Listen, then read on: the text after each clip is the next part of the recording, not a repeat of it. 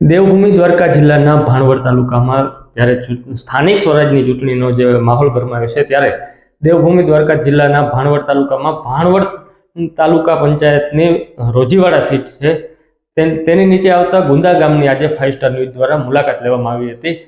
તો આપણે જાણીએ કે સ્થાનિક સ્વરાજની ચૂંટણીને લઈને શું પ્રતિક્રિયા આપી રહ્યા છે અને લોકોને કેવી કેવી મુશ્કેલીઓનો સામનો કરવો પડી રહ્યો છે। આવો આપણે સાંભળીએ લોકોના મુખેથી।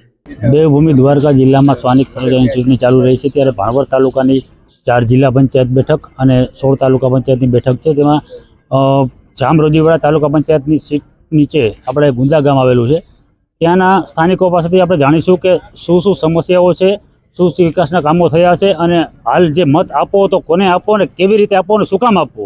તો સ્થાનિકો પાસે જાણીશું શું સમસ્યાઓ ગામની છે, કેવા વિકાસના કામો થયા છે અને કેવા થવા જોઈએ। કામના વિકાસમાં તો એવું છે કે અહીં ભાણવડ કહેવાય સાજડિયારીથી જામપર અને મોરજર ને આમ ભણગોટ એ રોડનું કામ છે ને કેટલા વર્ષથી થયું જ નથી અને અત્યારે ખોદી ગયા પણ હજી કંઈક ઠેકાણું જ નથી। એમ કે પાસ થઈ ગયો પણ પાસ થયો નથી અને હાલતું તો એ બંધ થઈ ગયો। અને બીજા નંબરમાં કેનાલ આજ 15 વર્ષથી ખોદી ગયા ગુંદામાં, એ કેનાલનો આજ પ્રશ્ન જટિલ એટલે બહુ જાજો કહેવાય અને પાણીમાં ઘણું રોકાય એમ છે ને આવે એમ છે। બીજું આ કારાવડનો ડેમ છે તો એને હજી ઠેકાણું નથી, હજી પૈસા દીધા એમ કરે પણ હજી એનું કાંઈ આગળ કામ આ વર્ષે હજી હાલ્યું નથી। કારાવડનો ડેમ છે, પછી આ ચાંદોડવાળો રોડ છે ને એમાં સાઈડો હજી ભરી નથી, એને પુલિયા બેક કરવાના છે એ અધૂરા કામ છે અને એમાંય કામ કંઈ હારા કર્યા નથી। રોડના કામ કર્યા ને ગુંદલાવાળો કર્યો એ કર્યા તો એમાંય હવે કાકરિયું માંડી દેખાવા, એટલે જનરલી કામમાં હે ને ક્યાંક ભ્રષ્ટાચાર હોય એવું લાગે છે। બાકી તો બેંકનું છે, બેંકમાં હવે 4% વ્યાજ છે એ આખું વરસ વહી ગયું, દીધું નથી હજી બરાબર। તો હવે એને કે આમને કહેતી દઈએ કે આ તો નવા જૂનાનું ચાલુ થઈ ગયું હોય અને અત્યારે ગુંદા ગ્રામીણ બેંક છે, ગુજરાત ગ્રામીણ બેંક, એનો સર્વર ડાઉન છે આજ 10 દી થયા અને હજી તો કેદી ચાલુ થાય ને પૈસા ભરી દીધા નવા જૂના કરવાના, તો હવે પાછા ઉપડતા જ નથી। તો એ જટિલ પ્રશ્ન કેને કહેવા જાવ? એક તો નવા જૂના કરવાના પૈસા ગોતીને લેતા હોય, પછી એને સામે હવે ખેડૂતને અવરાવાળા પાછા દેવાના હોય એ બીજે દીએ, તો આ તો 8-10 દી થઈ ગયા, તો આ તો એનું સર્વર હાલતું નથી। તો હવે નાની સમસ્યામાં કોઈ અમારું ધ્યાન જ નથી દેતું। બાકી મોટા કામ તો એ તો ધારાસભ્યને કરવાના હોય, એ તો એ કરે, બાકી આ નાના કામ છે ને અમારે આ ઝીણા કામમાં કોઈ ધ્યાન જ નથી દેતું। એટલા માટે તમે સરકારને કહેવું એમ છે કે આમાં ધ્યાન દો, તમારે જીતવું હોય તો આવી રીતે આમાં ઝીણા કામમાં તમારે ધ્યાન દેવું જોઈએ। આ કેનાલનો પ્રશ્ન અને આ રોડનો પ્રશ્ન તો આજ ગંભીર છે ઘણા વર્ષથી, અને આ ડેમ થાય એનોય ગંભીર પ્રશ્ન છે। એકને એક વાત વારી વખતે આવે ભાઈ રાજકારણી મોટા તો વારી વખતે કઈ થઈ જશે પણ હજી કાંઈ એનો નિરાકરણ આવ્યું નથી। હવે બીજાને પૂછો।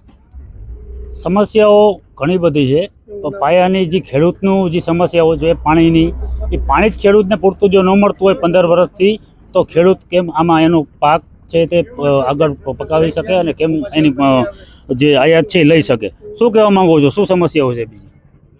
અમે તો બસ રોડનું કેતું થઈ જતું, રોડનું જે કહેતું 15 વર્ષથી આ કેનાલ આમનામ પડી છે, હજી કામ ચાલુ નથી થયું। કામ ચાલુ અધૂરી પડી છે એમને 15 વર્ષથી પડી। 15 વર્ષ બીજા રોડના કામ છે, રોડના કામ સાજડિયાથી જામપરના ડેમ લગનનો રોડ હમણાં થવાનો જ હતો, ખોદી નાખ્યો, હવે ગાડીઓ હાલે એમ નથી।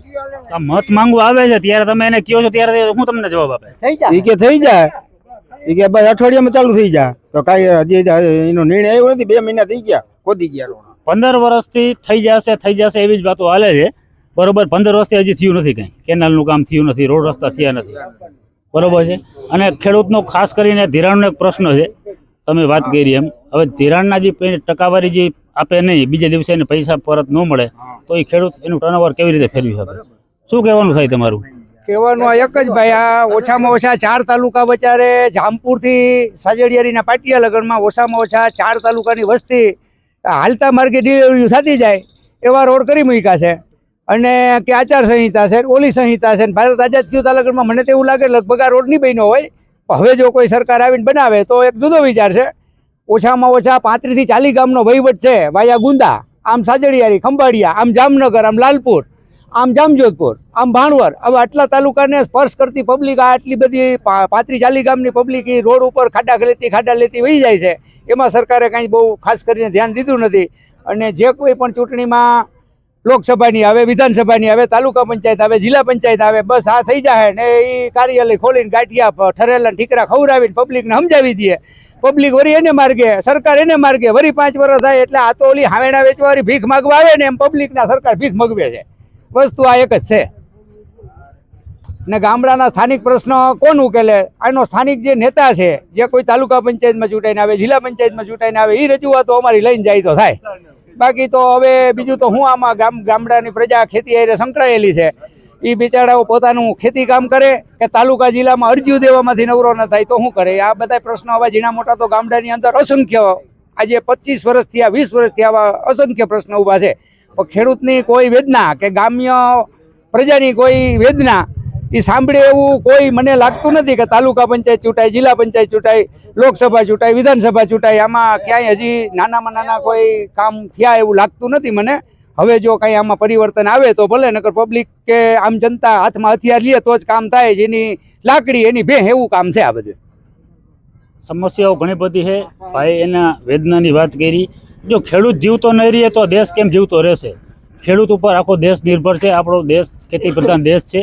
તો ખેડૂતની સમસ્યા સોલ્વ કરવા મારે સરકારને પણ એટલી અપીલ છે કે ખેડૂતની જે સમસ્યાઓ છે એનું સોલ્યુશન થાય. રોડ રસ્તા, પાણી, અને પાણીની કેટલી હદે 15 વર્ષથી જો કામ હાલતું હોય તો હજી ચાલુ ન થયું હોય કામ, તો પછી આ કામ કેદી પૂરું થશે? એ સમસ્યાઓ ખેડૂતની છે. ત્યારે એક શિક્ષણ વિશે હું તમને પૂછવા માંગુ છું, શિક્ષણ વિશે કેવી સ્થિતિ છે? શિક્ષણનું તો પછી કહું, પહેલાં મારે ખેડૂતની એક વેદના છે કે જ્યાં રિસર્વે કરી ગયા છે એની કામગીરી આજે 4-4 વર્ષથી આ ખેડૂતો ધક્કા ખાય છે. ત્યાં પૈસા આપે એનું કામ થાય છે, બાકી કંઈ કામ કરતા નથી એ લોકો. મારો ખુદનો જ પ્રશ્ન છે, અમારે 2 ભાઈઓના સર્વે નંબર બદલાવી દીધા, એમાં કાંઈ ખેડૂતનું તો ગુનો નથી.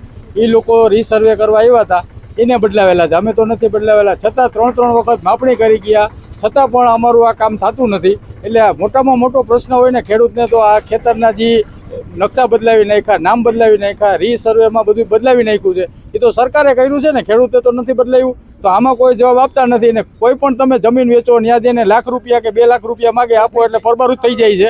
આટલો ભ્રષ્ટાચાર હાલે છે. ખુદ કલેક્ટર ગુંદા આવ્યા હતા, આ બધા આર્યા, એની હાજરીમાં કલેક્ટરને મેં આ પ્રશ્નની રજૂઆત કરી તો થઈ જશે. તે પછી 3 ધક્કા ખાધા, છતાં પણ એને કરેલ નથી. આ મોટો પ્રશ્ન આ છે. પછી તાલુકા શાળાની અંદર શિક્ષણમાં શિક્ષકોની ઘટ છે પૂરેપૂરી. બેંકની અંદર સ્ટાફની ઘટ છે. કોઈ પણ જગ્યાએ અહીંયા મંત્રી 8 દિવસે એકવાર આવે, આવડું મોટું કામ છે તો 1 દિવસ મંત્રી આવે તો થોડું કામ થાય બધા ખેડૂતનું. એ 1 કલાક 2 કલાક આવીને વહી જાય છે. તો આ એક મોટો જટિલ પ્રશ્ન છે અમારા ગામ માટે એમ. ને શિક્ષણમાં શિક્ષકો છે જ નહીં, માનો ને સ્ટાફ જ નથી. અમે અહીંથી સ્થાનિક છોકરાઓને લઈ અને અહીંથી પૈસા દઈને અમે છોકરાઓને ભણાવીએ છીએ. દાતા તરીકે દાતા પાસેથી પૈસા લઈને છોકરાને ભણાવીએ છીએ. હવે આ કેટલી હદે ઓલું છે એમ. આમાં કંઈ સરકાર ધ્યાન દે તો સારું એમ.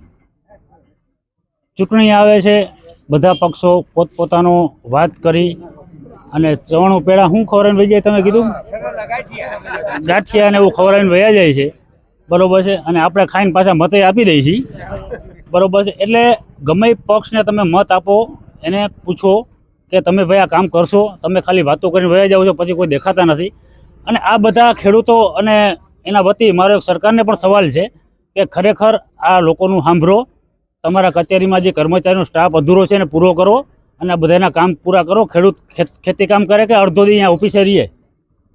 કેમેરામેન નીરજસિંહ જેઠવા સાથે ઇમરાન ગટકાઈ, 5 સ્ટાર ન્યૂઝ, ભાવનગર.